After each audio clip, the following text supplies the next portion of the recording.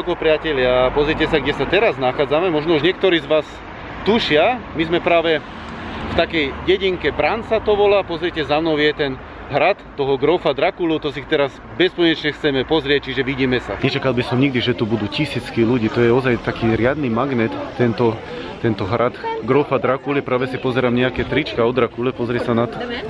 Tuto vidíš, že je ten Vlad Tepeš. Ten nastokávač na koli, ako sa povie.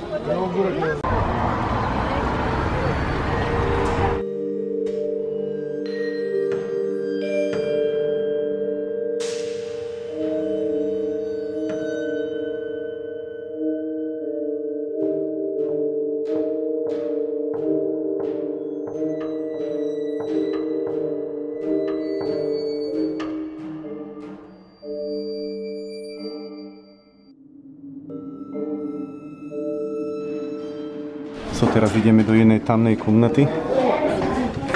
Všetko také úzke. Pozrite sa na to.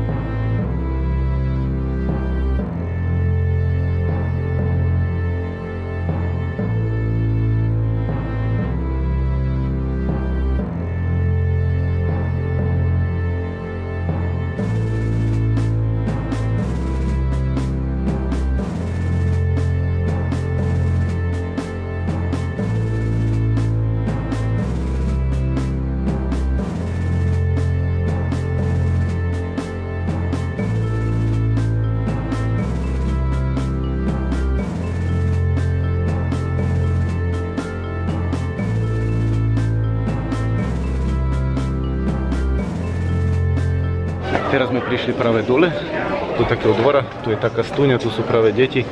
Mám poviem, že tu je tu strašne úzke tie chodbičky a strašne veľa ľudí, lepšie by bolo, keby to po nejakých skupinkách púšťali, ale niekedy cez tie úzke schody ani nepríde, že ešte keď mám ruksak, ja som pre istotu ten laptop zobral so sebou, ale inak super.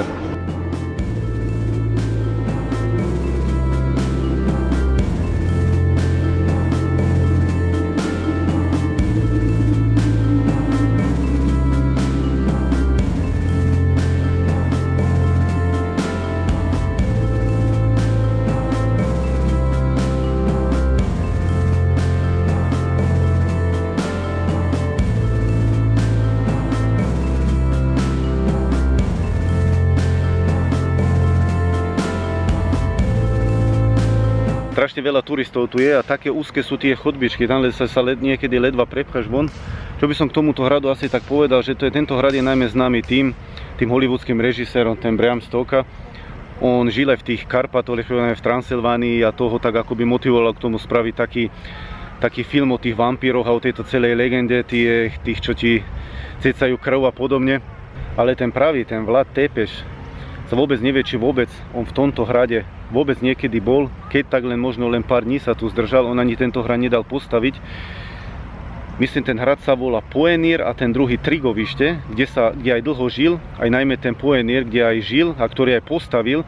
A tam vedie, myslím, 1480 schodov, vie si to predstaviť? A tam verím tomu, že máš taký ten pocit, keď tam máš tie Transylvánske hory a ideš celkom hore niekde a tie obrovské stromy a tam môžem veriť tomu, že tam máš taký pocit, že tu žil ten Vlad Drakula, lepšie povedané ten Vlad Tepes. A tu aj v tomto okolí, v tomto pohorí nechal napichnúť na kol vyše 20 000 Turkov a preto bol taký obávaný a strašne sa ho tí Turci bali, a tí Osmani, lepšie povedané, aj keď oni boli sami taký brutálny folk a snažili sa ako podmaniť celú Európu a tuto on ich akoby vtedy zastavil, aj keď on tam vlastne u nich vyrastal, u tých Osmanov, pretože jeho otec sa im podriadil a on mu akoby dal tých dvoch synov akoby takých rukojemníkov a on tam tedy vyrastal a všetko tam videl, ako to oni robia. Čiže celé tieto podmienky z neho spravili potom takéhoto brutálneho človeka, akým vlastne on bol, ale to už nebudem teraz podrobnejšie všetko popisovať. Dúfam, že sa ti toto videjko ľúbilo a dúfam, že ešte niekedy spravíme aj video z toho reálneho grafa Drákulu, toho Vlad Tepes a ozaj kde žil. Majte sa.